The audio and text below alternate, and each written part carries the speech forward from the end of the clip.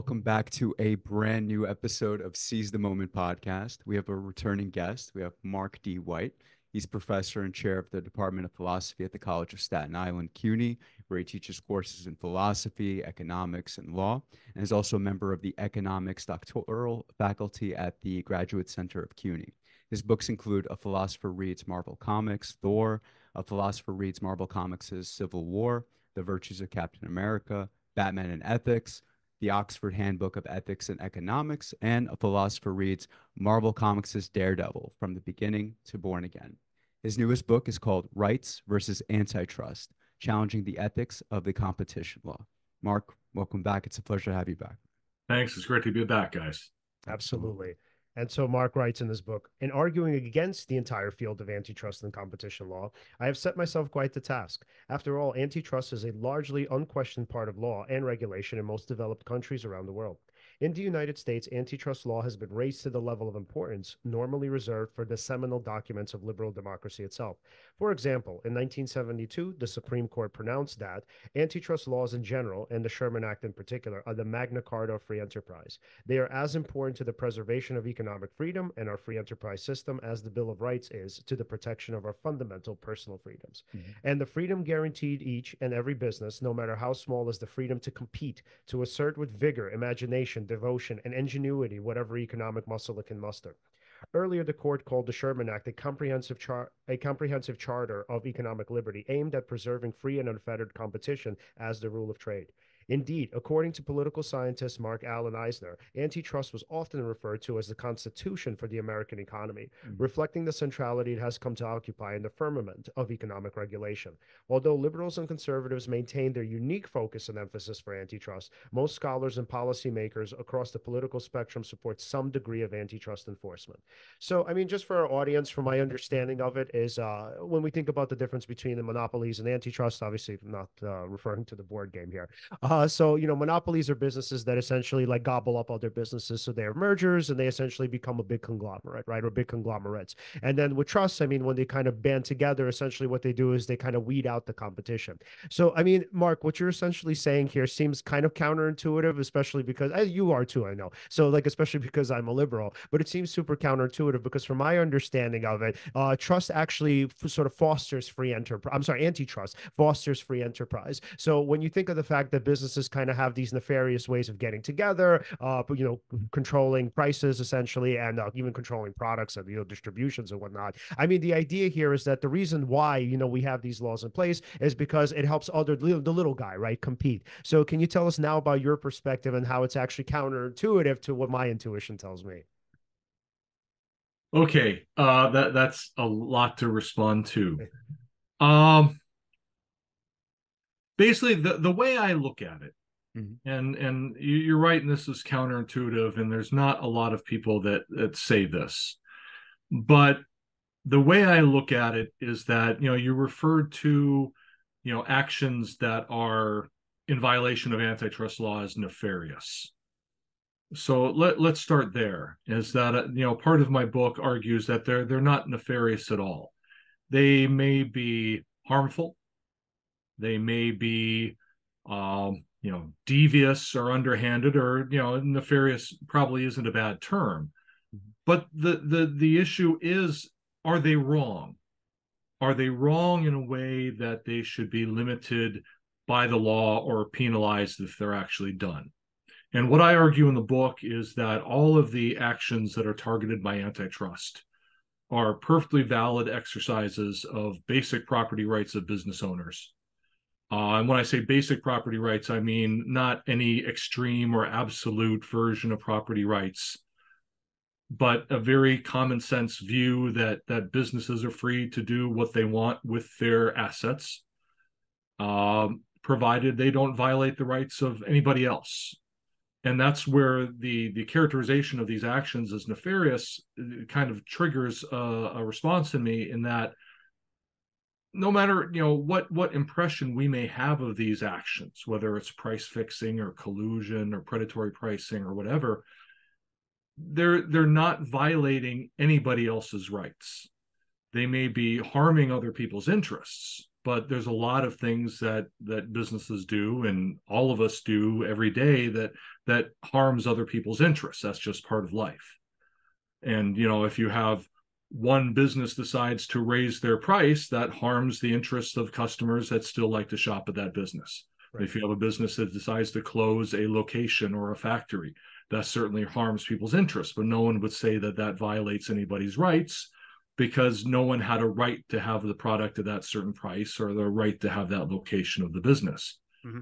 So all of the actions that are forbidden by antitrust, while they may create harm, on the other hand, they can be seen as valid exercises of property rights that shouldn't be limited because they don't violate anybody else's rights. So that does seem to make sense from a rights perspective, but don't you think that, I don't know, if given free rein, businesses probably, take advantage of either the consumer or price fixing or predatory pricing, as you said, more businesses would be, I wouldn't say incentivized, because I wouldn't call it an incentive per se, but I mean, if you see an opportunity to get away with doing something like that in order to get essentially more profit, why wouldn't you? Essentially, I think what you're saying is also like it's the customer kind of gets shafted here.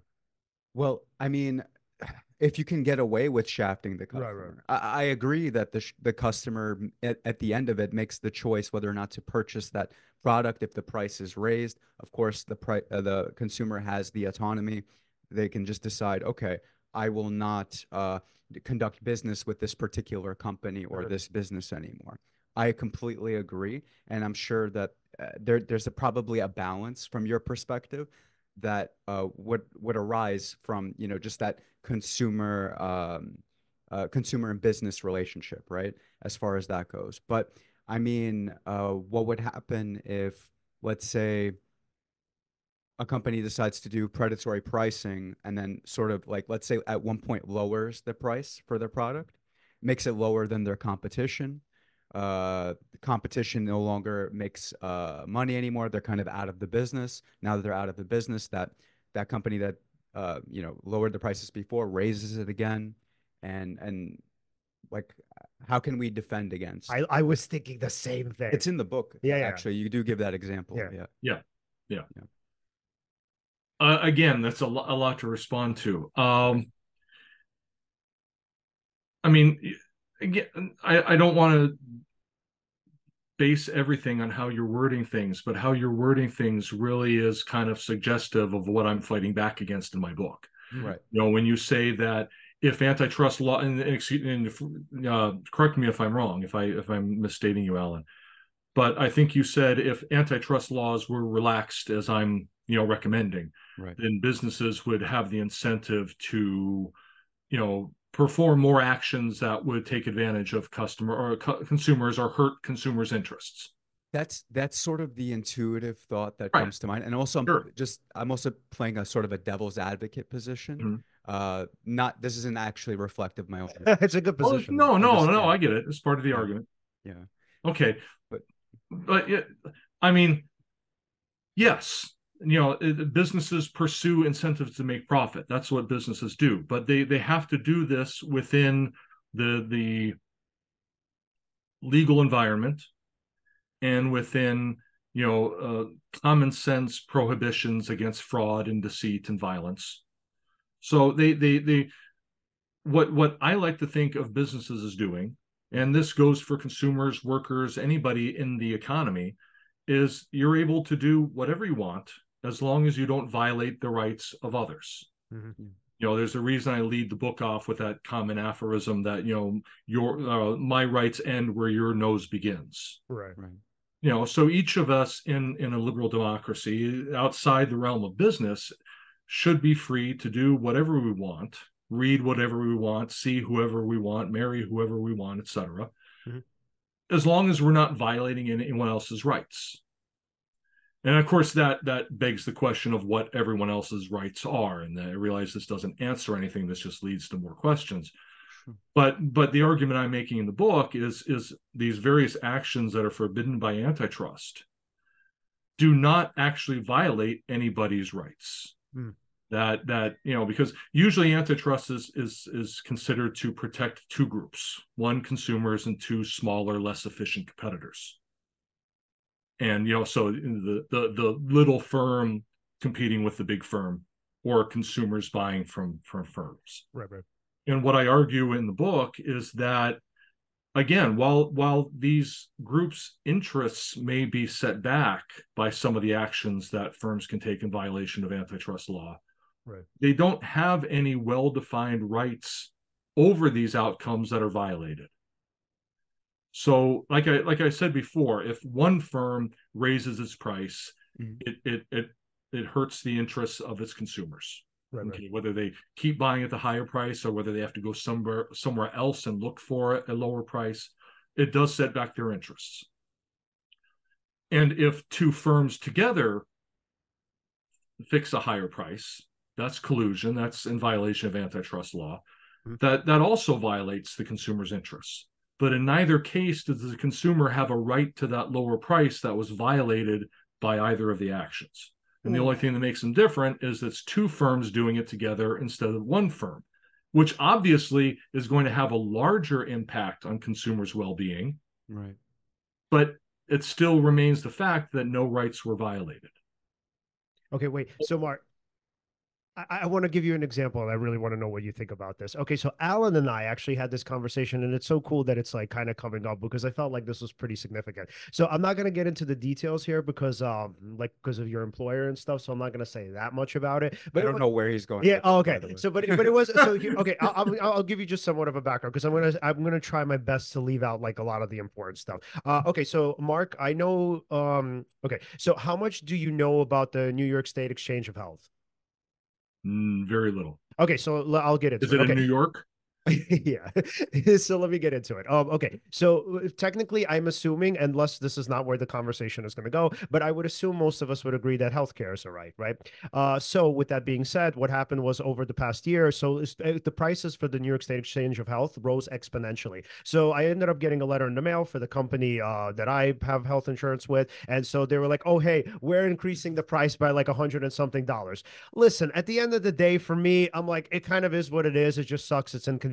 Whatever, right? But I'm like, oh wait, but like, how is this now going to affect other people? So here's what. Oh, and so this is my argument with Alan, and I was like, oh, yo, fuck this company. I can't believe that they increased it by like this amount of money. And Alan's response was like, oh no, but he's like, but that's like the law. They all did it, right? He's like, if you go on, the New York State Exchange of Health, pretty much the New York State government here allowed everybody to do it. So it's not just them, right? So every single company that's on that exchange, all of your health insurance premiums are going up. And so for me, I'm like, that's even worse because I'm like, wait, so I can't even go for a lower price now? So what you're telling me now is that, like, if let's say I wanted to get rid of my health insurance, I'm like, hey, this is too expensive. I want to go for the competition. There is no competition. They all have the same prices. They all have the same plans. They all have the same deductibles, whatever, right? So here's then my question. If we were to kind of conceptualize healthcare as a right, how do we then make sense of the fact that not only is there seemingly a trust between these health insurance companies, but on top of that, the government is even kind of colluding with them and saying, hey, if you guys want, you can raise all of these prices altogether. I mean, the structure of the healthcare market in this country requires an entirely different book and podcast. Totally. Because I mean, like you said, you nailed the issue when you said that the government is involved with this because the health insurance market is so heavily regulated. And regulated when a business, when it's said that a business is regulated, that means very different things to the consumer than it does to the business. Because the consumer typically thinks that a business being regulated means that they, the consumer, are protected from the business taking advantage of them, where the business hears they're regulated and says, wow, we're indemnified against consumer complaints because we've got the government backing us up. Right. So, I often, I've had discussions with businesses, customer service and businesses on the phone and everything, where I say, but this isn't fair. And they say, we're regulated. And I'm like, that's right. You're supposed to be regulated. And they use as a defense as, no, we're regulated. Right. So in other words, we don't have to answer your complaints. So, I mean, you use the example of the healthcare industry, and I see where you're going with that there's basically no competition. Right. But that's the way that market is set up by the government. And that would be a case that someone much more knowledgeable about this than I am would say that the government in that case is hampering the competition. And there's certainly a lot of economists and lawyers from the classical liberal and libertarian side that would say there should be much more of a free market in healthcare than there is currently. And we could get into the Affordable Care Act and the way it tried to thread that needle between purely publicly provided healthcare and a free market in healthcare by trying to pursue a public healthcare through the private system. And in my opinion, it got the worst of both worlds. Right. So, I mean, some people would argue that just a pure public option would be best. Some people argue that the free market would be best. They each have their arguments for them, but the Affordable Care Act got the worst of both cases instead of the best of both. Right. So that's like a whole other discussion. For sure. Yeah, well, I mean, because the difficulty for me there would be, so I mean, again, I take for granted, obviously, that you're not a follower of the New York State Health Exchange. So the thing is, every year they try to raise the prices, and I would argue that actually, for the most part, they've only raised them about maybe, I don't know, by $40, give or take $40 to $60 a year. And then this year, and by the way, they try every year. So like the company that I'm with, they sent me a letter every year where they said, hey, we're going to send a request to Albany saying that we want this increase. So what usually happens is they meet them like 1/3 of the way. This is the one time in recent history where they pretty much gave them the entire increase. That's never happened before. So that I would say is the first thing that I could think of, kind of against what you're saying. And then but again, who is they? I mean, you say they let the government. Well, then that's wait, but here's my case against that. And I'm going to just use healthcare because like that's the thing that I could think of. Okay, so if you were, let's say, okay, so there's the health exchange, and then there's the other health cares that are like the more major versions of it because they're like they have better coverage, higher premiums, etc. So let's say if I were to go off the exchange, and let's say I were to say, hey, I want to get Cigna or Aetna or any of these other companies, it's like double the price, man, and that's the free market for healthcare here. Right. That's the free market for healthcare in the context of that there being a state exchange. Well, I mean, but even before the state exchange, I mean, healthcare was even worse back then. Yes and no. It's complicated. I mean, we've never had a free market for healthcare. And I understand most people would not want a free market for healthcare. Mm-hmm. And I certainly can't promise that it would work out better. But and I don't want to sound like some kind of rabid anti-government person, but the government has had its hands in the healthcare industry for better or for worse for so long. And we can't, I mean, classical liberals and libertarians can say all they want about how free market healthcare would work, but it would purely be a thought experiment because it's not just about relaxing this or removing this regulation or anything. It would be a completely different structure of this that, people can predict what would happen, but we have no experience. It's kind of like when a former communist country becomes a free market economy. Think of when the Soviet Union was broke up in 1990. And all of a sudden, a free market emerged, and a lot of economists, and probably I felt the same way at the time, thought that, it's going to be this golden age for the free market, and all entrepreneurship is going to rise up, and consumers are going to be empowered. And of course, all it did is it transferred all this power from the government to the oligarchs. And it really was not much of a change at all because they didn't have the institutions they needed to transfer from one type of economy to a completely different type of economy. It's not just like flipping a switch. You have to have a completely different set of institutions in terms of law, in terms of economics, social institutions, having trust in these new, powers over your life. It's just, it's the same thing. We have I'm not saying we have a completely government controlled healthcare system, which again, many people would favor. Right. But it's just so tangled. The government influence, the private sector, the competition that's encouraged and discouraged in different ways, the ways that prices are regulated, or I think also the rental market in New York City, where landlords, as far as I understand, have to apply to the rental board of the city to see how much they can raise their rent each Oh, year. no. It's only for rent stabilized apartments, man. Okay. Yeah, it's a shit show. It's really a shit show here. No. Okay. Yeah. Okay. Yeah. But but in a smaller sense, it's still the same thing. Mhm. Is that, what I hear you saying, and again, I apologize if I'm hearing it wrong. What you're saying is that the competition in the healthcare industry doesn't exist because all the firms are cooperating more or less, but this is organized and by the government. And, Well, in and part, yeah, yeah. again, I'm not arguing against that, but I'm just saying that's really not what I'm saying, because what I'm arguing against is antitrust laws that target purely private collusion between firms. Mhm.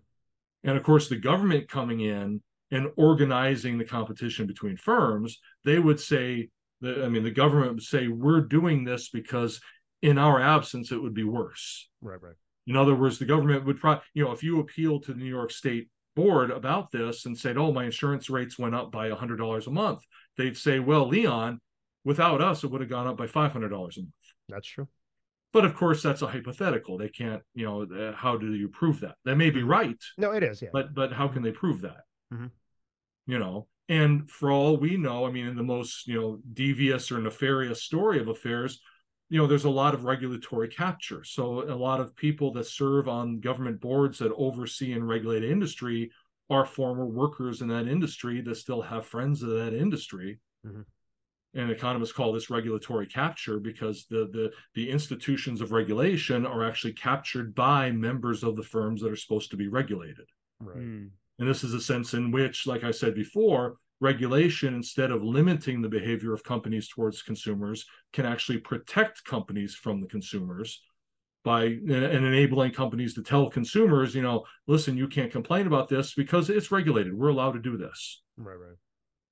Yeah. So then I would ask, and because you mentioned the example with the shift from communism to, I guess, some version of capitalism, whatever you want to call it. But wouldn't what you're arguing for essentially be so big money moving from, let's say, big business, or I'm sorry, or the power rather, not money. Well, money and power, I guess, go together. But you have this kind of this section, right, moving in from government, or moving from government control to big business. So because I'm sure you've heard these arguments before as you were writing the book, because fundamentally, then they would say, well, Mark, now businesses are going to capture all of the wealth and all of the power, and essentially they're going to end up working together because it suits them, right? So how would you argue, I guess, how would you then argue for the consumer in this system? How would the consumer benefit? Or are you just saying, well, I'm not saying that they would or wouldn't benefit, I'm just saying that they don't really have a right to here? That is what I'm saying, the last part. And it sounds harsh.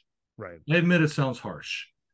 But if we don't look at things in terms of, business versus consumers, where business is cast in the black hat and consumers are cast in the white hat, and it's the bad businesses against the good consumers. And we consider that they're traders in the marketplace, traders with a D, not traitors, traders. They're participants in the marketplace. And the marketplace exists, ideally speaking, to benefit everybody. So you bring your assets, you bring your goods, you bring your money to the marketplace, you trade, you make purchases. Sometimes some parties do better, sometimes some parties do worse. But if everyone makes voluntary transactions, everyone ends up better to some extent, not necessarily equally. But the idea here is that, yes, if antitrust laws were relaxed, consumers would be made worse off and businesses would be made better off. But what I'm saying is, under the antitrust laws now, businesses are illegitimately limited from being as well off as they could be. Okay. And consumers get the benefit of this antitrust law limiting the free behavior of business. So naturally, if consumers are better off because of antitrust, they'd be worse off without antitrust. That's just math. Right. Okay. But what I'm saying is, consumers have no established right to the benefit that they're getting from antitrust law. So it's more like just a transfer from business to consumers. And if we're going to do that, do that with a tax. Just make it apparent that's what you're doing. Right. If you're going to increase the corporate tax rate to provide benefits to the individual citizenry, that's something we can certainly debate. Mm-hmm. Okay. But why, and some people argue for antitrust on redistributionist grounds like this. Right. They say it is just another way to take resources or take wealth from business and transfer it to the individual consumer or citizen. Right. Okay. And again, that's a policy issue that deserves a separate argument. But if that's what you want to do, then penalizing very particular business behaviors in a way that through a complicated mechanism of the market ends up benefiting consumers to the cost of business is not an efficient way to achieve this transfer, because it generally lowers the volume of transactions, which lowers the generation of wealth. Right. See, so then I guess this is what comes to mind to ask them. Then what sort of maybe either specific policy changes, or what is it that maybe you would either recommend or like to see change in terms of the antitrust laws? Like, what would you like to be eased? Wait, and can I also piggyback on that really quickly? Because I think I don't want to lose the thread. Is that okay?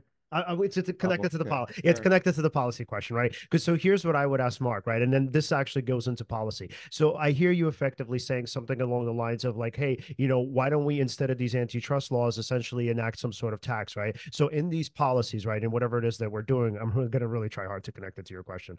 So in what we're doing, wouldn't it be also or couldn't it be the case that maybe businesses don't really care whether it's antitrust laws or whether it's a tax, meaning that they fight against it either way? Or maybe I'm wrong, or maybe they would prefer a tax. And yeah, what would the policies be? Well, no, I like that question, because what I think of is, and I don't want to be too precise with this, but what I think of is the way the Scandinavian countries operate, like Sweden. Okay. And I'm not I know very general facts about Sweden, so I'm not relying, but I don't know how Sweden deals with antitrust, so it has nothing to do with this. But I'm just talking about, it's very popular for people on the right to attack Sweden as some, communist country, but because they have high taxes. Right. But the thing about Sweden, as far as I understand it, is that business in Sweden faces much less regulation and much less oversight by the government than it does in the U.S. So in other words, businesses operate in a more of a free market environment in Sweden. Of course, there's environmental regulation and labor regulation and all that.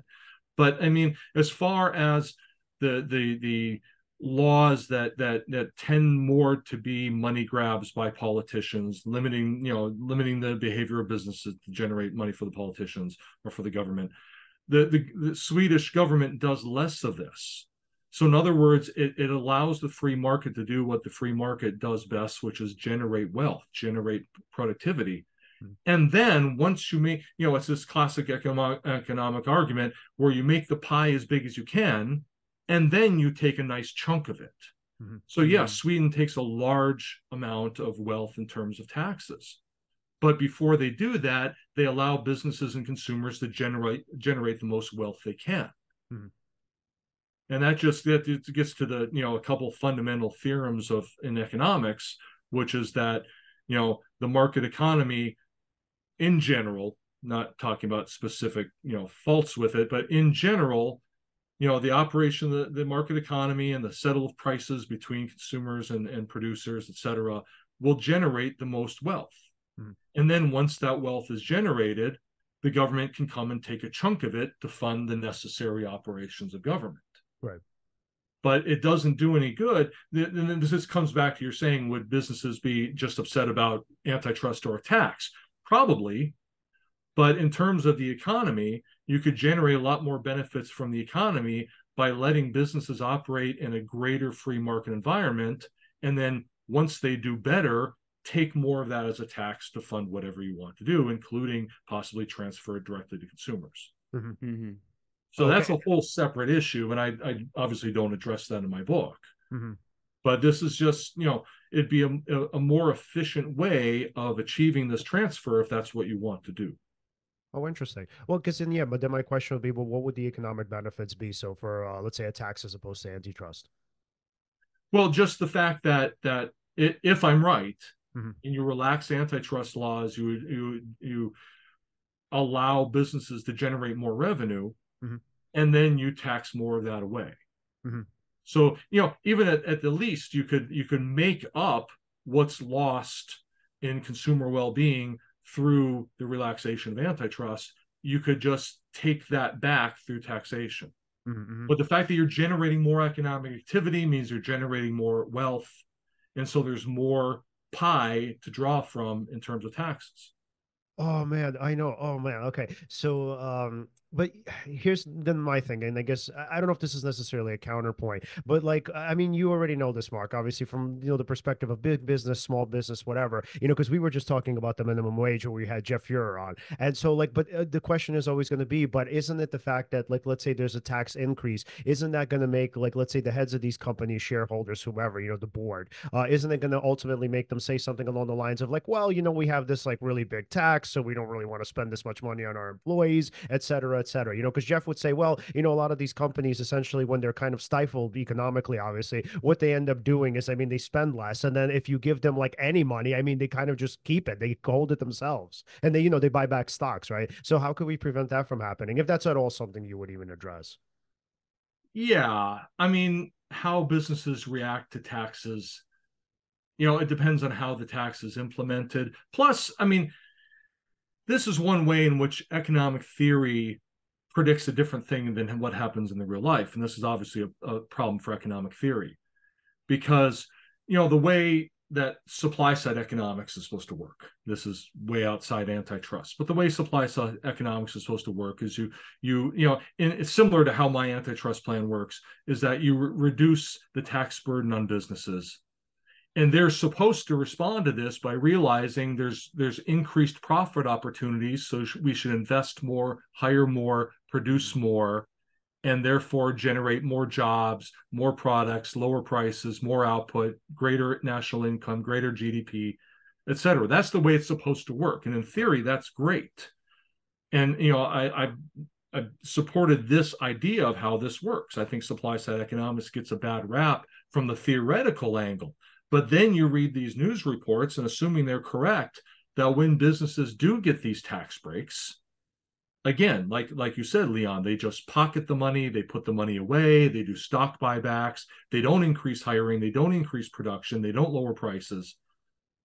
But the economist in me hears this and say, why aren't they doing this? They're leaving money on the table. I mean, yes, they could just take the tax rebate or however it's delivered to them. They can just take this and keep it, but that they could do so much more with that. In other words, they could do what businesses do. They could invest that money and make more money from it. Right. And the fact that they don't is incredibly frustrating to me, in part because they're killing the goose that laid the golden egg. Listen, right. This policy is in your favor, but you're defeating its purpose by not taking advantage of it. So you're not taking advantage of it to make more money now, and you're actually defeating its implementation in the future and reducing your income potential in the future. Right. I'm saying how incredibly short-sighted is this? Yeah. And yeah, this, and so I mean, all what economists predict in terms of rational business behavior does not correspond to what actually happens. Right. And that's something that economists, I mean, and there are economists, of course, that realize this and do work on alternative explanations for this. But I mean, this is the basic economic theory that we teach students in college. But, and this is why many college students are dissatisfied with the way economics is taught, because it just doesn't correspond to what we're seeing in the real world. Right. And I'm curious, Mark, do you know Ryan Stelzer? The name sounds familiar. Oh, okay. So, okay, cool. So yeah, well, he's kind of more of a business person, but he's also like a business philosopher where he would do like different talks or whatnot for companies, whatever. Consulting, yeah. Create, yeah. So, so with Ryan, we had him on the show now. I mean, we've had him on several times, but we had him on a couple of years ago. And so his argument was this, and I'm sure you would agree with it, but I wonder what your thoughts are. So he said, yeah, the main problem with businesses, I mean, obviously there are many, but like, he's like, this is like the fundamental one. He said CEOs like have a cap of about now 5 years. So when they come into these companies, they kind of know, they're like, okay, I have 5 years to make as much money as I possibly can, and then I'm out of here. So he says, fundamentally, when you think of long term and short term, I mean, unfortunately, there really is no long term. So when we argued, I can't say we argued, but when my question to Ryan was like, well, I don't get it. Like, why are CEOs so greedy, right? And so Ryan says, well, because they're incentivized to kind of be, right. He's like, we have this system where there's such a high turnover rate, whatever high, it's not like every couple of months, but like he says, there's such a high turnover rate of CEOs that essentially they know, like, I have a short shelf life here, so of course I'm going to try to get as much money as possible. So I guess I would wonder, what are your thoughts then, right? Because you're then saying, hey, the way ideally, right, the way the system is that it's supposed to be structured is that this company is supposed to grow and continuously grow, when, like, let's say the people at the top of it, I mean, they don't think about it that way, because I mean, at the end of the day, they're going to be out sooner than later. So then how would we make something like that work, if it's something that's on your mind? I mean, yeah, well, I mean, there's a board of directors that, will just, elect another CEO when it's time to switch that one out. And I mean, ideally, they're probably going to think about the future of the company and its longevity and make this. But he said that doesn't happen. That's kind of the thing. No, that particular CEO, of course, is incentive. No, that argument remains the same. I'm just saying there are people who think of longevity. Yeah, I mean, there's basically the problem is the difference in time frames. Yeah. I mean, this is basically what I hear you saying, Leon. I agree with it completely. You have top executives that don't plan on staying with the company very long, but they're given stock options. So obviously they want to do whatever they can in that short period of time, including perhaps corrupt activities, which many CEOs are brought down, for to try to increase their chunk of the pie while they have it. And then you have the board of directors, which may be a little longer, they're a little longer, or at least overlap with different CEOs that take more of a long range view, that try to represent the stockholders. And the stockholders may be financial funds that are going to exist in perpetuity. And they try to invest things for pension funds and individual investors that are usually in it for the long haul. So you have the owner's interests don't correspond with the leader's interests, even with, and Alan made a great point, the board of directors trying to bridge that. So the board of directors, I assume, if they're acting rationally, would try to find a CEO that signals to them that they're more interested in the long term. But at the same time, these CEO candidates know that if they do a bad job, they're out on their butt. So, it's not like the board can commit to keeping them around for a long time. Right. True. So it's, I look at it in just these different, viewpoints in terms of time, short term, long term, medium term. That's basically it. Right. And the fact, and how you have to kind of structure incentives. We thought when stock options were first granted to CEOs, which actually wasn't that long ago, I don't think, it was thought as this masterpiece of incentivizing. Because how do you get the CEO to care about the performance of the company? Well, you vest that CEO with stock options, either stocks or stock options, same thing. And so when the CEO helps the company do better, and of course that's just one person, but through the leadership, through the guidance, whatever they provide. And again, this is taking a very general idealist view of business. But if the CEO generates a lot of wealth for the company, the CEO will be rewarded for that. And if the CEO doesn't, then the CEO is going to lose in terms of their stock options becoming less valuable. Okay. But, that just gave incentive for unethical CEOs to do whatever they could do to increase the wealth of the company, whether that was legal or not. Right. So then you got into corrupt behavior that brings down companies like Enron and so on. Right. So, and the incentive, that stock incentive idea was great, assuming that the CEOs were going to only exhibit legal ethical behavior, and assuming that they would be there long enough to actually have the long-term health of the company in mind. Right. But neither of those are guaranteed, unfortunately. Yeah.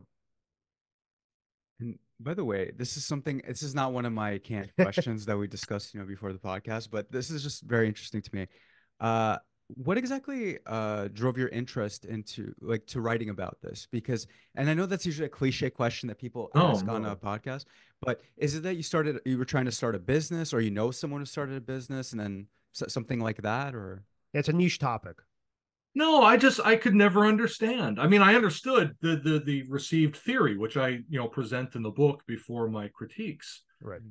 But I just said this, I remember we had a little like, sometimes in college departments you have like a brown bag seminar where you all bring your lunch and you meet in a little meeting room and one of you gives a talk on their current research and the rest of you just comments on it. It's like an academic presentation, but it's among friends. Okay. And even if they're harsh, they meant well. Right. But I remember having some kind of meeting like this, and we're talking about antitrust, and of course all my colleagues, very smart, very knowledgeable economists, were like, this is crazy, this is nuts. And I was like, but what are these companies doing wrong? I mean, aside from breaking the law, which that's begging the question because the law has to presume something wrong. So I'm like, what are they doing wrong? Well, they're hurting consumers. Yeah, but and that's bad, obviously, but people get hurt all the time in different contexts. What are they doing wrong that hurts consumers? Because again, they use the same example. One company can raise their price or shut down a business or stop a product line or whatever, and it hurts consumers, but it doesn't have any impact on antitrust. Oh, wait, Mark, can I ask you a question then? So, Okay. because I wonder if this was presented like when you were having these conversations. I mean, this just came to mind. Listen, it's going to be a super basic question, but I'm sure somebody said it to you. That's why I want to know what your thoughts Okay. are. But I'm sure somebody said to you, okay, like an ideal libertarian economy, right? So the value of a product, like ideally, is supposed to match its prices. So what the companies are doing wrong by price fixing is that the value that they're providing is constantly fluctuating, right? So it's like they're agreeing to lower it because it benefits them, and then they raise it up again because it benefits them, meaning the value of the product doesn't ideally, obviously, match the actual product itself. So what would you say? I'm sure somebody said that to you somewhere. Well, price is going to equal the value to the marginal consumer. Mm-hmm. In other words, if 100 consumers buy a product at a certain price, you've got to assume that all of those consumers, except maybe one, value it at higher than that price. Right. When you buy some of this at a certain price, you buy it because that product is worth more to you than the money you're paying for it. Right. Or at least just as much as the money you're paying for it. Right. Okay. You're not going to buy something rationally that is worth less than the money you're paying for it. Right. Okay. So if let's say you have 100 consumers buying a product for $10. Yep. You can assume that most of those consumers value that product as more than $10. It's probably just the last one, the one that was really on the line about buying it, that said, okay, I'll buy it because it's worth $10 to me. Right. Okay. So the value of the product is equal to the price for that last consumer, but not for all consumers. Right. And so if they raise the price, you lose a few consumers that were, close to the line about it. If you raise the price to $12, you lose all the consumers that were willing to pay 10 but not 12, but you've still got all the consumers that valued the item at least $12. Right. So the price still reflects the value of the marginal consumer as just a different marginal consumer now. Gotcha. Yeah, so for me that makes a lot of sense. I would say for probably the vast majority of products, but like where something would like this would come up against, what I would think of as a basic, right, is when we're thinking about necessity, right? Yeah. So when we're thinking about food, healthcare, etc. Because like for me, again, listen, I don't care that much. I understand, I make a considerable living, so it kind of is what it is. But I got to tell you, man, when I saw that like price of my health premium go up, man, I was like, yo, do I really need healthcare? Like, is there a part of me that's like, hey, maybe you're just doing this because you're anxious? I mean, I still have healthcare. But my point is to say, like, yeah, what do we do then, right? When it's actually a necessity. So yes, if we're talking about, I don't know, coffee or whatever else, fine. I agree with you 100%. Wait. But oh, I know. You're questioning the right to coffee? this, oh my gosh. Yeah, man. So like, how do we then draw the line between, I guess, what are just like goods and what are necessities? What would that look like? Well, no, that's a great question. And obviously, if you're talking about something like, like healthcare or even gasoline. I mean, the internet even. But yeah, the internet, putting aside all the issues with the diesel economy and everything. But I mean, basic food, shelter, transportation, communications, and everything. Yep. again, if you're going to consider these things a right that deserves to be protected, and again, that's a whole other philosophical argument, but let's say for the sake of argument that you do want to protect these rights, then you do so directly. And not through, well, we have some companies providing this, so we're going to manage their behavior a little bit, hoping that the harm to consumers is minimized. Right. I mean, if you want to provide a right to food, you do something like the SNAP program. Not that that's perfect, but instead of interfering with the behavior of the thousands and thousands of companies that manufacture food, you just provide financing. That's also a popular suggestion for healthcare, is providing vouchers for healthcare. Let take more of the government regulation out of the health provider and health insurance industry. Let that run more like a free market, but give consumers the resources to purchase their own healthcare. And then hopefully, rationally, this will lead to greater transparency among healthcare providers on what the cost of this care actually is. Right. Because they'll bill $10,000 for something, but then they'll accept $100, and they may still make a profit. And all the hidden charges, hidden fees, some of which are based on regulations, some aren't.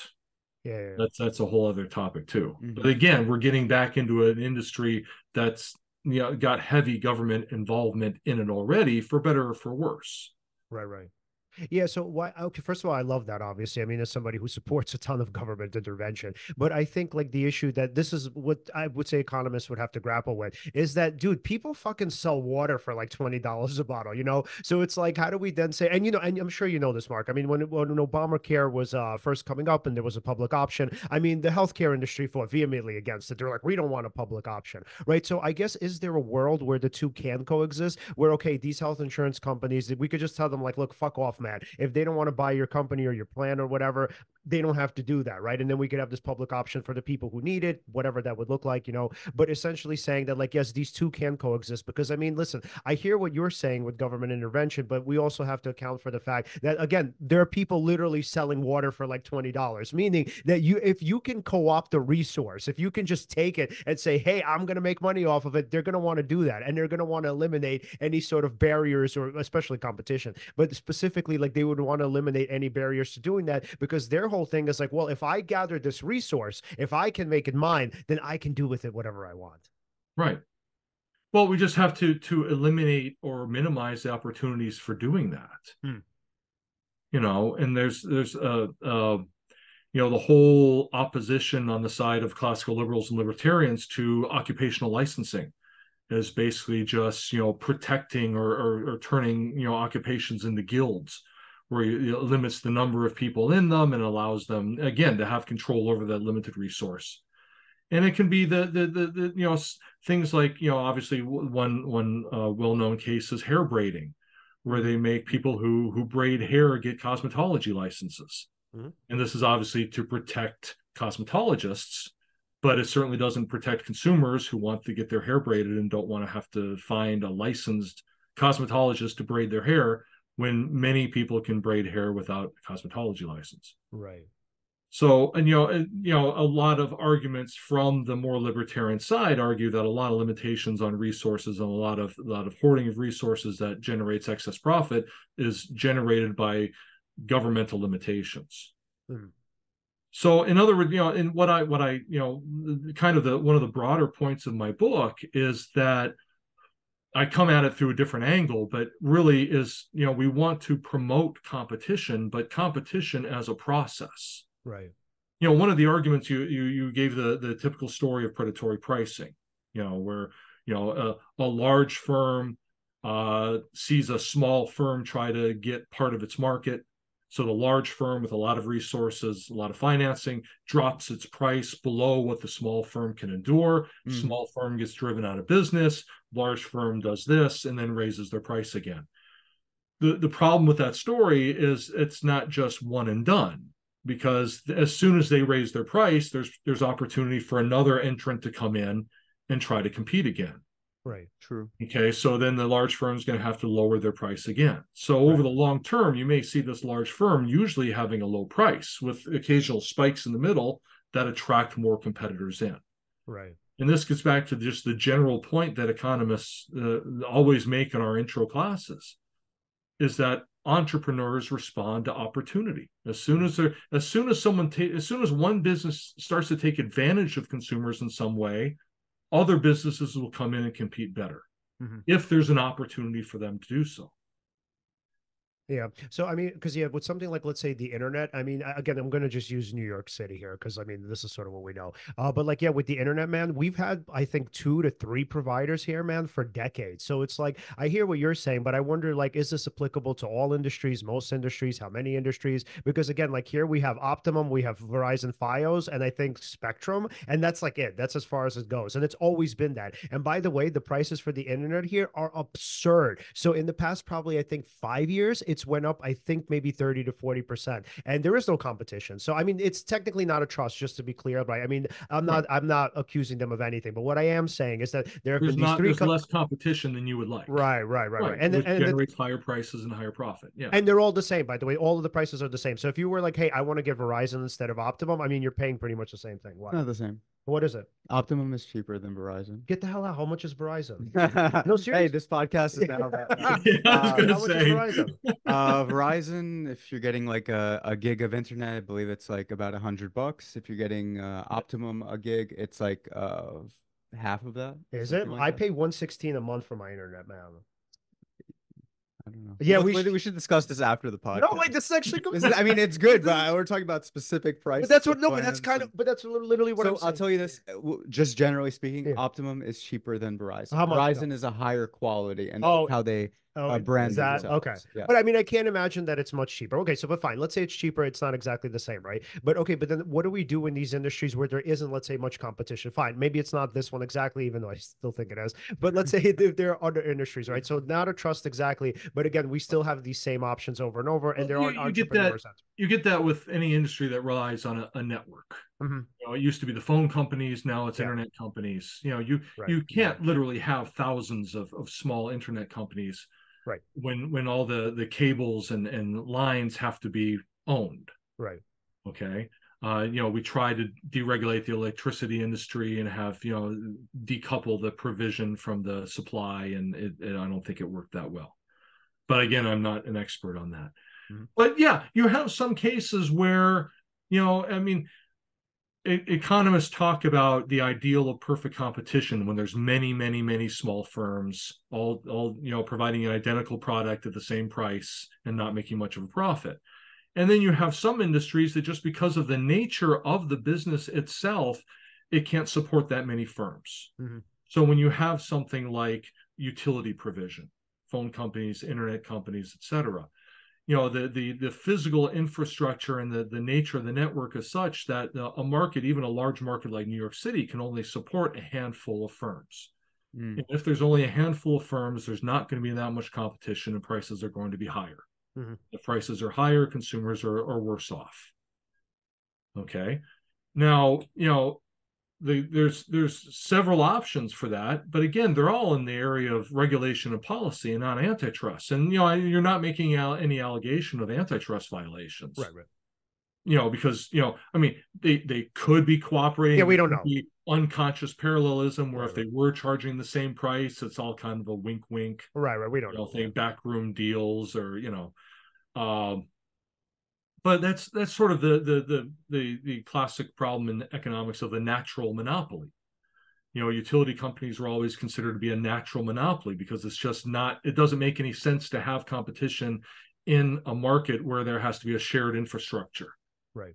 Like, so usually in a town or a city, you have one water company, one electric company, one gas company, used to be one phone company. Okay. But then you have the government regulate these companies so they don't take advantage of their monopoly position. Right. Now, you can say that's the same thing as antitrust. That's what I was thinking. Okay. In one sense, it is. Okay. But these also, and I don't know if this is a coincidence or not, but these also tend to be necessary goods, right? Water, electricity, communications, etc. Okay, so there's certainly an argument for the government to intervene, to limit the profiteering of companies that are providing something that they consider of essential use to the people. And this is really a compromise, because the government could say, well, we'll just provide it ourselves, but we're the government. We're not business people. We don't know how to run a business efficiently. So we're going to grant one company the license to do this, right, but we're going to regulate the prices you charge, and we're going to charge you a licensing fee to do this. So you can make money and we can provide the service to our people at lower cost. Mhm. Okay. But then again, real world and politics and individuals get involved where the regulators may be in the pocket of the people being regulated. And, when this license comes up for renewal, they may just roll over the contract instead of really inviting competition, and competition may be hard because there's the existing infrastructure and all these details get involved. Right. Where ideally this may be run better, but in the real world this may be the best we can do, Right. given other priorities and other concerns in society. Yeah, so I mean, you got me, man. You convinced me. So what I'm hearing you say, minus the necessities, I mean, we should kind of just leave businesses alone, right? Yeah, and then Yeah, I necessities, there's an understand. argument for government to get involved, but again, Right. not just leave businesses alone, because I want to make clear that businesses have to operate within, even if we put antitrust law aside, all the laws against fraud and deceit Right. and violence and mistreatment and harmful products and all of that, which exists to protect valid established rights on the parts of consumers and other competitors. Right. But back to my original point, antitrust laws don't protect any valid recognized rights. Right. Mhm. They protect well-being, they protect interests. And that's why, earlier in the book, I tie this to basically utilitarianism versus the rights approach that I take. Oh, can you get into that? Yeah, let's talk philosophy. Well, just that, I don't know how far to back up here, but, antitrust is generally justified Mhm. as, in terms of utilitarianism. The fact that, the way the economic theory works out, the good to everybody, business and consumers or producers and buyers, is maximized at that efficient market price, at that perfectly competitive price. Mhm. So you get the most output, lowest price, greatest amount of consumer well-being, and still some profit left for business. Mhm. As soon as businesses get some power over price and they start colluding or fixing prices or merging, whatever, and that price starts to rise, output falls, price rises, business profit goes up, but not as much as consumer well-being goes down. Mhm. So you have a shift of wealth from consumers to business, but it's not just a clean shift. Some is lost, and that loss is called deadweight loss, because that's just lost well-being because the efficient level of output was not produced.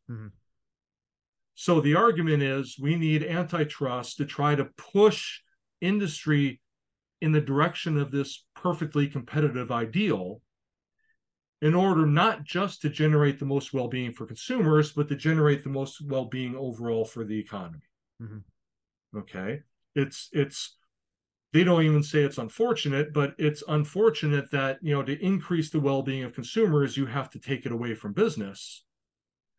But in terms of the cost-benefit comparison, you generate a lot more extra well-being for consumers than the amount you take from business.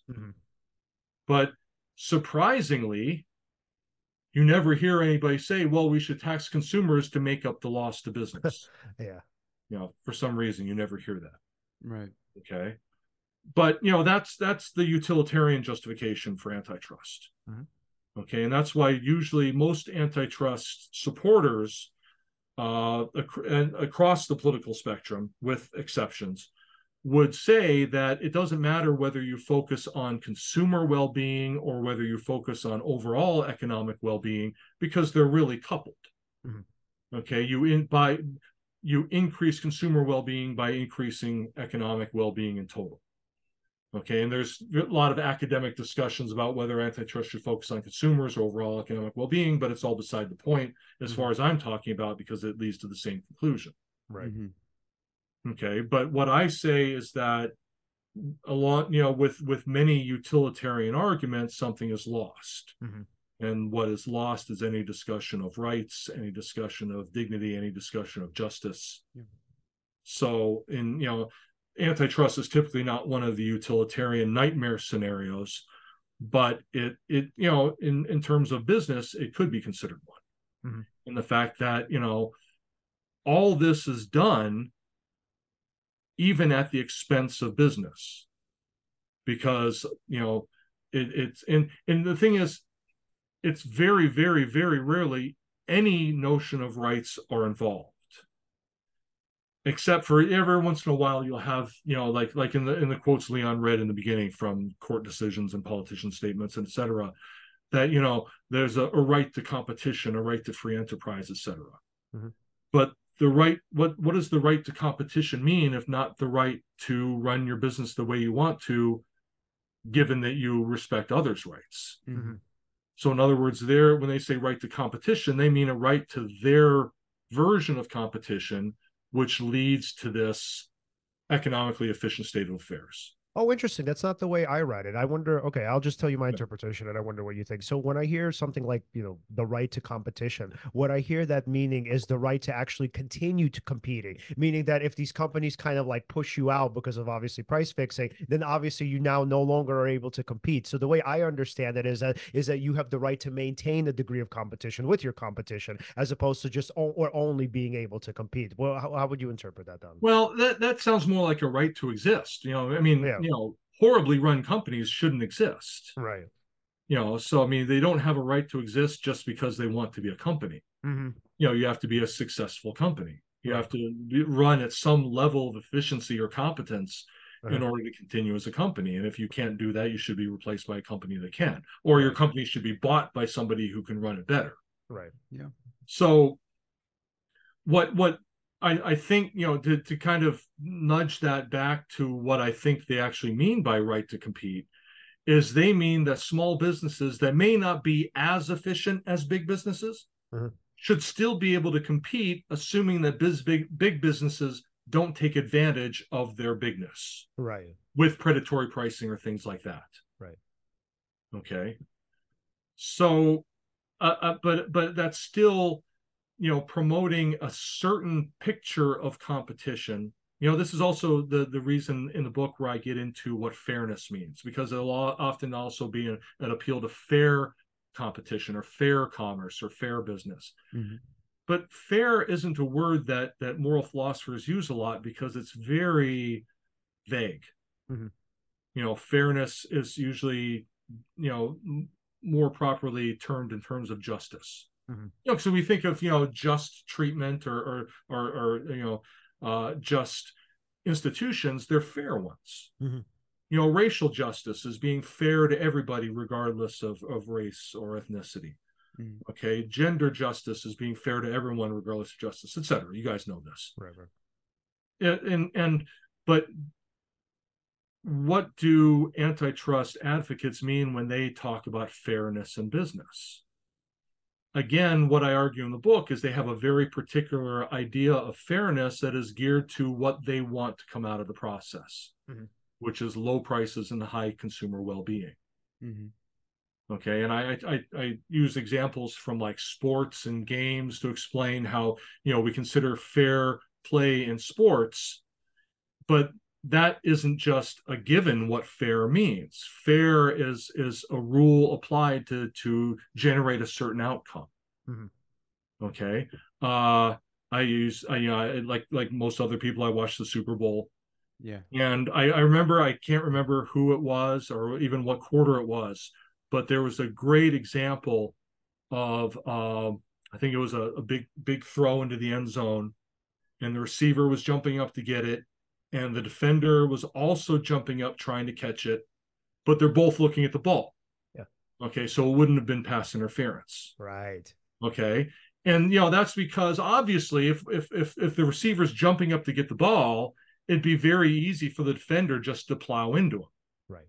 Okay, but if you require that the defender can also jump up and try to catch the ball, or even knock it away, but not knock the receiver out of the way, then that's a fair way to try to prevent the reception.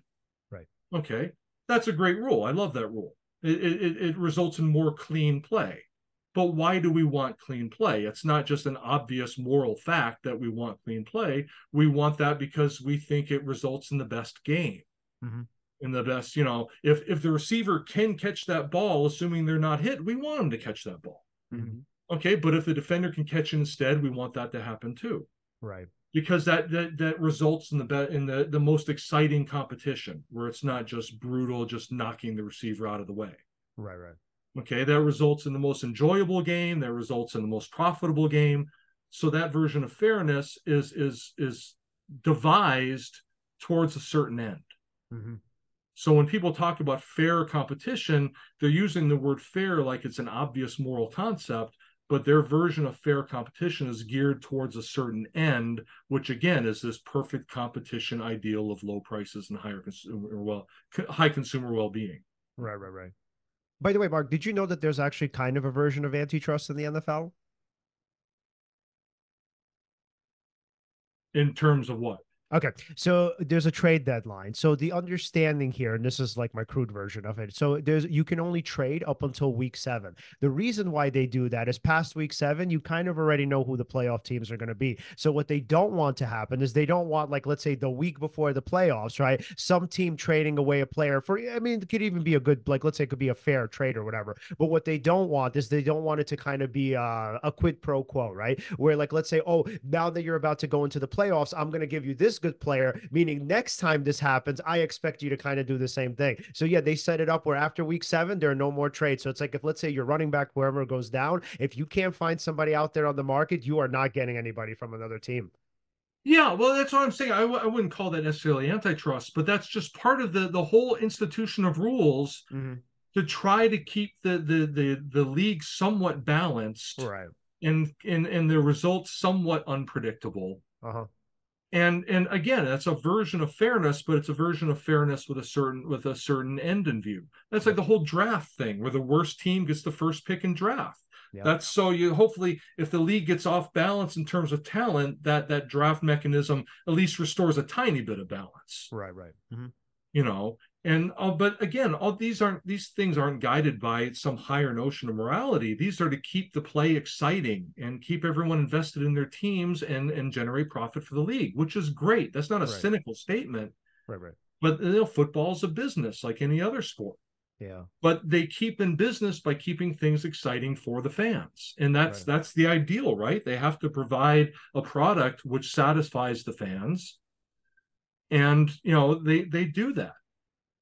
Right. And to some extent, I'm not saying the NFL is perfect by any means, but I'm saying, when people say, "Oh, this is just big business," yeah, it is big business, but a successful private business is contingent on keeping its customers satisfied. Right, right, right. Yeah, and these rules, to the extent that they serve this purpose, do that. Yeah, because I mean, I guess I don't know if it's a counterpoint, but whatever. A complimentary point would be something along the lines of like, but wouldn't we say that that's kind of applicable to businesses too? Because essentially, fine, if let's say we take away consumer rights or whatever, can't we just say, well, it's in the interest of fairness that if we do have antitrust laws, there would be more competition? And like, yeah, even though businesses suffer, I mean, at least there are more of them out there. And in some ways, it's like, let's say the NFL consumer or whatever, it's sort of like keeping consumers happy, whatever, if you want to kind of quantify it that way, or at the very least, it's sort of keeping things fair. It's sort of keeping, it's keeping more options. Things though. I hear you conflating these two different things, because you're saying, we're doing this to make consumers happy. Yes, that's the purpose of the standard justification of antitrust. Right.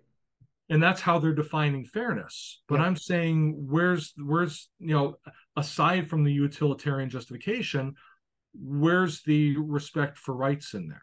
Right. Why is it valid for them to maximize the well-being of consumers or the economy as a whole by restricting the rightful exercise of property rights on the part of business owners? Well, here's my going back to the NFL because I think it's such a good example. So then I guess, Mark, I'm just really curious now about your opinion. So what would you say if an owner of the NFL would say, well, but who cares if I'm going into the playoffs, right? Why shouldn't I be able to trade for a player like the week before the wild card game? I don't even understand why that's a problem. If that team wants to give me that player and I'm giving them some compensation for it, why isn't that allowed? I don't know. Yeah. I don't know. I mean, I don't really understand how that rule works. So I mean, that's not your fault. I'm not Yeah. seeing. Oh, well, okay. So yeah, so the understand I'll try my best to explain it to you. Yeah. So the understanding here is that like they don't want teams in the playoffs that have like super teams. So it's like if you develop Get that even in the better. yeah. So it makes them even better. And the Oh, understanding is okay. there might be some behind the scenes like stuff going on. So here's what I mean, right? So if you put together a super team in the offseason, listen, you are allowed to do that because at the end of the day, you can sign as many people for whatever money you have, right? But then once it comes playoff time, the understanding is like, wait, why would this team at this point want to give up this good player? And it's like, well, because they don't need him. And it's like, oh, so they don't need him now because they Oh, could get okay. So yay. Yeah. okay. So let me see if I Yeah. can get. So in other words, you've got teams that are certain to go to the playoffs. You've got Yes. teams that are not going to the playoffs. So Yes. Yes. those teams may have really good players that they want. Okay. Yeah. So So it's the funny because I just watched Moneyball, and so I'm yes, there keeping you this go. in I terms of love that I don't know movie. if it works in the same way in baseball, Mhm. but just all the constant trading of players. I Yes, didn't yes, know yes, went on. yes. So I'm not a baseball fan. Yeah, yeah. But So it's the this same thing. constant trading of players and just trying to like I know people who do fantasy football and those kind of things, and they're constantly tinkering with their lineup and trying to see if they can make a beneficial trade. Right. But I see where you're coming from here. Right, right. Yeah, So like that's why they made it week 7 because by week 7, I mean you kind of get a sense of who's going right, to the playoffs, but it's not right. certain. Meaning that a Or at team least can who just can go and who can't. yeah. Yeah, So it's like at that point, it's like, why would this really shitty team, week 16 or week 17, trade this great player to this other team? Even yeah, let's say the because they're not compensation is doing fair. them any Yeah, good. because there Yeah, you go. And it's the understanding is fine. Even if the compensation is quote unquote fair, what is it that they're expecting from the other team? I mean, you can't really know what conversations the GMs are having with each other. So that's right. why they're thinking is like, no, by week 7, if you can't get that player, sorry, you're gonna have to go with your team. So that's what I was thinking from your perspective, because if that's what we're doing in terms of fairness, it's not necessarily a right or whatever, right? Can't we Yeah, apply that to the market too and say, well, I mean, we could do something along the lines in terms of antitrust law as well? but I would actually think that allowing those trades, in terms of what I was saying before about making the game more exciting and more pleasurable for fans, Yeah, I mean, assuming that most people are going to be watching the playoffs, whether they're fans of those teams or not, they're going to yeah, want to see those teams be the best teams they can. And that would include even poaching good teams, good players from, right, teams that chances have gone. right, So I don't know where that really. I mean, I get what they're doing, but I don't really get why that's in their interest. I right. mean, that almost seems like a more noble purpose contrary to their interests. I think they're afraid of collusion because the idea again is like, let's say you get this player this year, and then maybe in 2 years or whatever it is, when I want a good player, oh, I'm going to call you up and I'm going to be like, you give me that player now. So I guess the But they can understand. do that anyway before the seventh week. Well, but yeah, but the point is before the 7th week, it seems, or at least it feels fair, just because like you don't really know who's going to be in the playoffs. And so here's really the understanding, right? So the understanding is you probably wouldn't have traded for this player if you didn't know that you were going into the playoffs. So it's like if it were week Right, 7, right. yeah, you would have been like, maybe I'll need him, maybe I won't, right? So, but then after the fact, you're like, oh no, I really want this player Yeah, now because because it's now going to we've take. got a shot. Let's Yeah, try yeah, to yeah, yeah, yeah, maximize it. yeah, yeah. So Yeah. they don't want it to turn into a thing where it becomes kind of like a backdoor business agreement where it's like, okay, I'm going to give you this guy this year. And by the way, in fantasy football, But FYI, it it's the wouldn't same have to be thing. backdoor if they allowed it. That's Yeah, that's the point. yeah. Huh. So, but yeah, it's the That's same thing. very interesting, though. But Yeah, it sounds like they're imposing this rule for some more ethical notion of fairness, right. even though it doesn't really have any impact on the performance of the league as a business. Yeah, yeah, Which makes me wonder why, because the NFL in establishing its rules, you would presume has their profit in mind. right. Yeah, I mean, if I had to guess, I think the understanding here is that, like, if there is some sort of relationship, again, backdoor deal, the other teams in the playoffs would be like, oh, what the fuck? Like, I don't have that relationship with that person. Why are you trading him that player? It's sort of like, when you're like a kid, you're like, why are you giving him your toy for that toy when I could have fucking had that toy or I could have given you something better? And you're like, oh, well, I already have this backdoor deal with this other person. or it's the NFL being pissed at a few owners, maybe Yeah. who are taking advantage of this. Yeah, And I'm you know, sure. I mean, these are human beings at the end, and you know, I mean, whenever we look at an institution like this, whether it's the NFL or the government or anything else, we like to assume that everyone's rational actors, but Hmm. you know, there's just people that get pissed or have grudges or resentment, or you know, Yeah. I mean, lots of examples of leagues and owners being in opposition. So Right, right, right. Yeah, and I think also, yeah, going back to that, I think there's a lot of jealousy too. So for the teams who are in the playoffs, they're like, hey, it's not fair because I didn't have that relationship with this person, and I wouldn't right, have given up that for that person. Why are right, you doing that? You know, so they're like, that's not fair. So whatever. I think I guess it always comes down to like what a person conceives of as being fair. But yeah, I mean, honestly, exactly. That's you that's could, and that's what I'm yeah, coming down to. Is fairness is so it means different things to yeah, different people, and then all those meanings may be perfectly valid because fair is such a vague term that it can fit all these things. right, But when somebody uses, you know, I never make an argument, and I never use the term fairness in an argument. right, So it's almost kind of like you know, at least as a philosopher thinks that with fair being a vague term. I mean, if you and I were arguing about something and you know that we had the same sense of fairness, we could use it. right. Sure. But if I use fair in an argument without knowing if the other person uses fair in the same way, then that just we need to use more precise shared terms. Right, right. You know. Yeah, and I guess with the NFL, I mean that's how they came to Week 7 because I figured like Yeah. a bunch of Yeah, a that bunch makes of that I get yeah, and that. they were like, hey, whatever, fuck it, I guess we can settle on Week 7. I'm sure some owners were like, no, after like Week 3, we don't want any trades. But yeah, I'm sure like Week 7 was like, okay, fine, that's like doable. Yeah.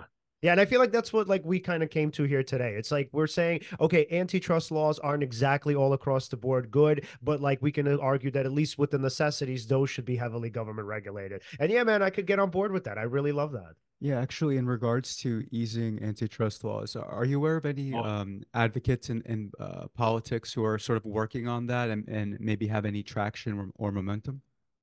no. Well, Okay, all No, right. I mean, I know people that I think would like to do this, but yeah, most people in the antitrust field are trying to push for incremental change one way or the other. right. Okay, You know, where you that's have good. people trying to push for harsher or stricter or more forceful enforcement of you can either Oh, take okay. the existing antitrust laws as they are now and just put more resources into enforcing them, Right. you know, and you can take the existing antitrust laws and put less resources into enforcing them, and by that mechanism weaken them. I Right. mean, traditionally, Democratic administrations have put more resources behind antitrust. Republican administrations have put less. Yeah. Or you can actually change the laws themselves, the laws that are passed, Right. Right. and recently there was a revision of the merger guidelines. How the FTC is going to pursue mergers, when, why, in what cases, and so the different sides will try to push the guidelines in their preferred direction. Mhm. But other than a few academics, I don't know anyone that's because it's ridiculous to if I actually tried to politically move to eliminate the antitrust divisions of the Department of Justice and the Federal Trade Commission. Hmm. I mean, no one's saying that. So, but obviously, if I wanted to lessen antitrust enforcement, I'd work politically to try to reduce the resources given to these bodies. Right. Right. Right. Absolutely. Yeah, man. Wow. Super Is this interesting. getting back to what your question was, Al? I try to keep this in my mind that what would I advocate be done? Wasn't that the question before Oh you yeah, got that yeah that derailed by your yeah that partner? was. It didn't get derailed. No, I feel like you answered Thanks it. for having my back. No, no, it's related. No, I was just Suck curious it, Mark. because uh, no, the arguments that you outline in the book for easing antitrust. I mean, they do make total sense, right? And there's ways to sort of adjust. Um, like for example, say you began easing some of those laws.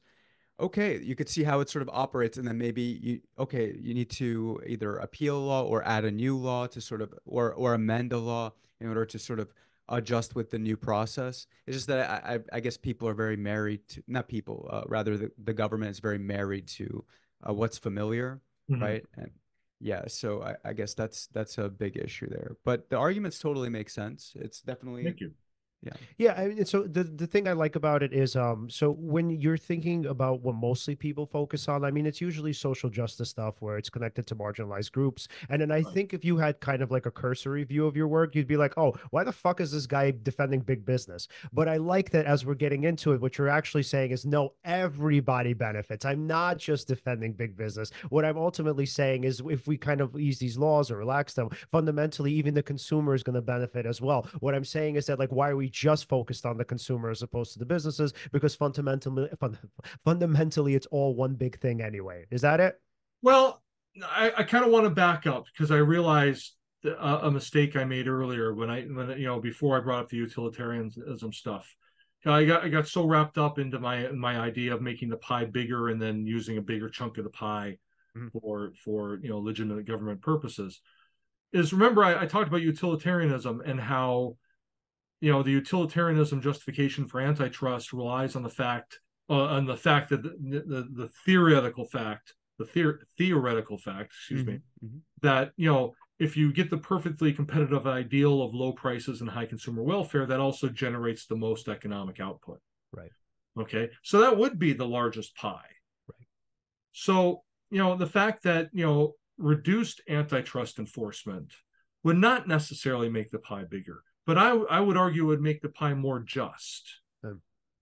And that I think now that I come back, I wanted to correct that because I misstated that earlier. But I think that also allows me to make the point that it's really, economists have classically made this distinction between efficiency and equity. Whether an economy should be geared towards generating the most output, but not dividing it very equally, or generating a little less amount of output, but making sure it's divided more equally.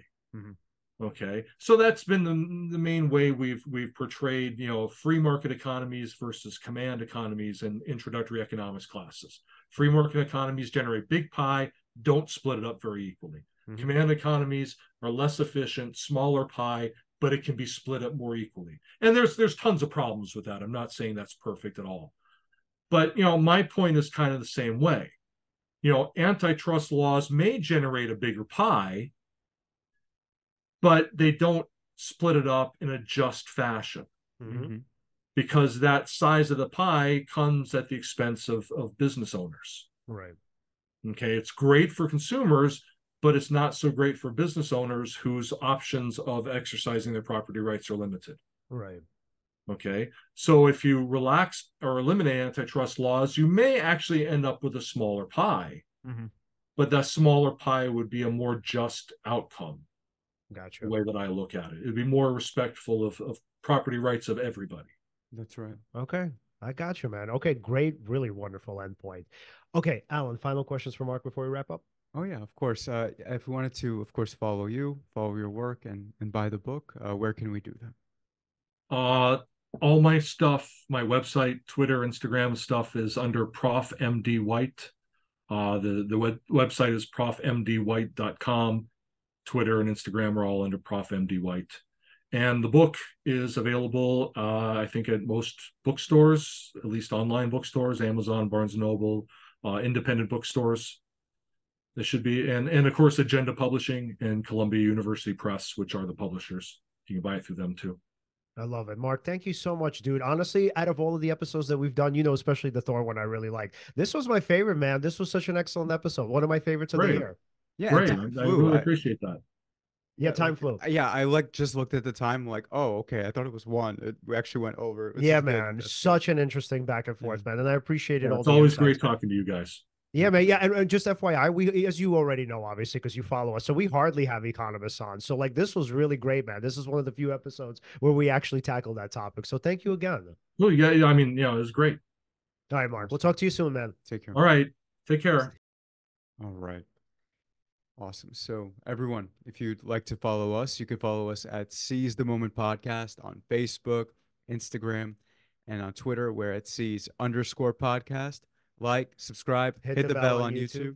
And again, thank you so much for watching, and see you next time.